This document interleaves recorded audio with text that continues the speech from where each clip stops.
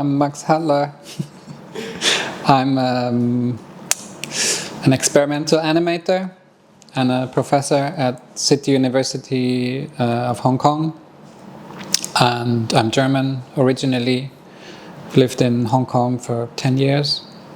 I came to working with abstraction and with experimental animation kind of by accident. As a kid, I was always drawing and painting. Then as a teenager, I was making music. And then in experimental animation, I found a form where I could combine visual and something like music. Yeah. So I guess I was influenced by people who were doing what is called visual music, which is basically abstract animation that is structured in a way similar to music. So I came to animation through an interest in visual expression and in music and sound, not because I love cartoons. Yeah. So, but it took me a while to find this form, because when I was younger, I didn't know there is such a thing like abstract animation. You know, I always thought animation is just cartoons. So when I found these artists that were doing more abstract, more experimental work, maybe even 100 years ago, I was like, oh, okay, that's feels like home, you know. So yeah, kind of roundabout way, but I ended up in animation. But I maybe, you know, if people ask me, or it can be difficult, because if I say I'm an animator, then people say, oh, so you love Pixar? I'm like, actually no, like I work with the techniques of animation. But actually it's non-narrative, it's usually not very figurative. So that's how I ended up there. It's a big question. So in terms of my own work, being in Hong Kong, often you can't tell from the work where it's made because it's abstract. Yeah. So 5 years ago I made a film called Serial Parallels, which uses animation to look at the architecture of Hong Kong. So this was for me kind of like a conscious effort to deal with the place where I lived, to try to see how can I approach this subject, or this, you know, my new home, through animation. And then last year I released a film called 2020, which is also looks at Hong Kong architecture. And there's another film called Concrete Abstraction, which looks at the road markings of the city. But again, already, like, it's really, it could be done anywhere. So yeah. In terms of the scene in Hong Kong, I mean, I feel like there's less experimental animation. There's less of a tradition of that kind of work.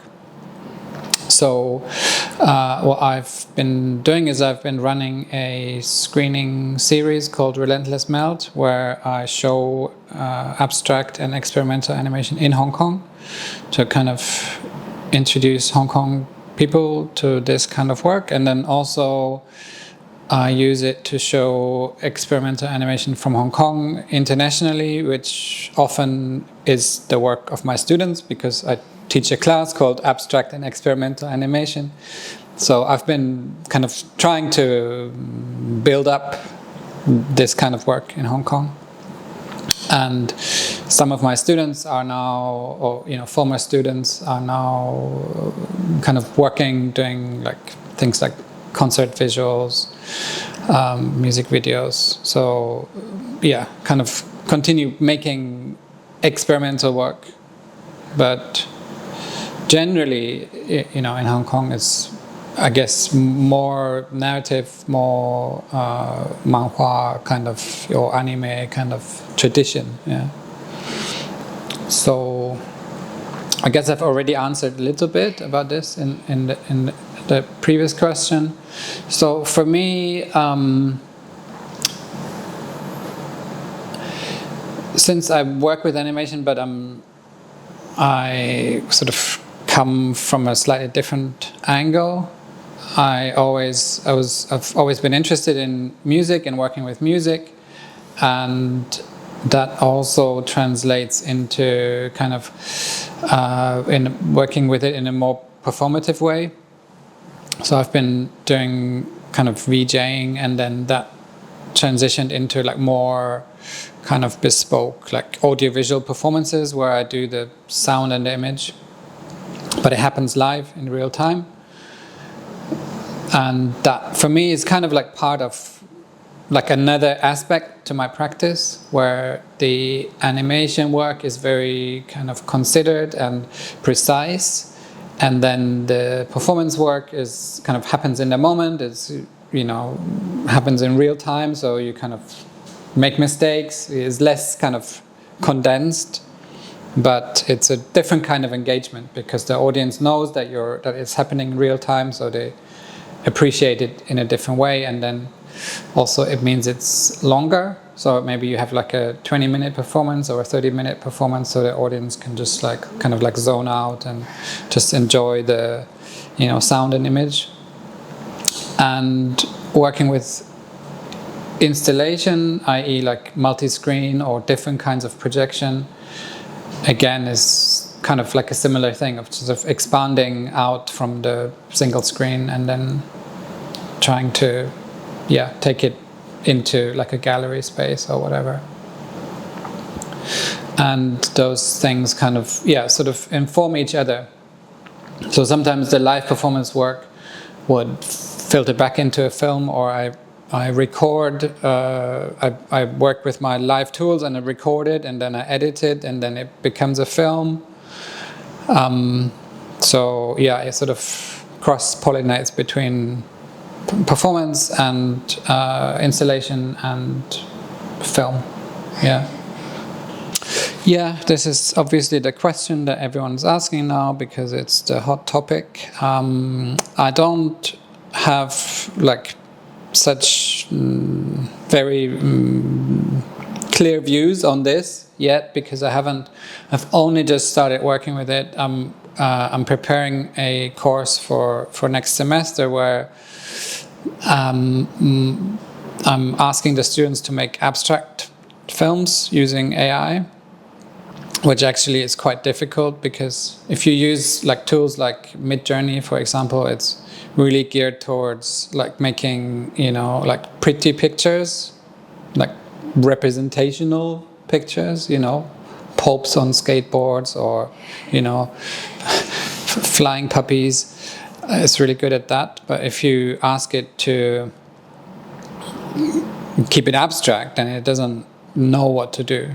Like in the latest version of Midjourney, this is getting better, but even just the previous version, it would just always try to put a face or a character in, So we're kind of like working through that, trying to see how we can use these tools for like in more experimental ways that are not your typical kind of like AI look. But it's new territory for me. I'm interested, but I'm not sure yet. I think how it's going to impact everything, is another question and a big one, and one that I don't want to get into here. My upcoming plans are top secret, as always. So you'll have to wait until something is out. I'm always kind of like, I have a few things that are cooking, that are bubbling away. I have learned not to talk about projects because I never know which ones are actually gonna like see the light of day and which ones are gonna keep keep boiling. Yeah, so wait and see. But yes, I'm working on stuff, and it's all very exciting. So of course, all of these things play into it. You know, technical, yes, but if the story doesn't work, then it can be as technically, you know, beautiful and proficient as you want it to be. If the story doesn't work, then it's probably not gonna win the main prize. You know, if the story is really good and it's really badly made, maybe that's also not good. Like, you know, I think to win the main prize, usually all of these things need to come together. You know, sound, image, the, you know, animation itself, the storytelling. And then, of course, with juries, always it's also, you know, like the kind of personal preference of the jury members of any given year. So, yeah, you know, I have, you know, I prefer more experimental work, but that's not, it's not the main criteria at the end of the day. So, yeah, I think it was an interesting selection. We, as a jury, we had quite, we were in agreement. It was quite a quick kind of process of finding our winners. But yeah, that's all I can say.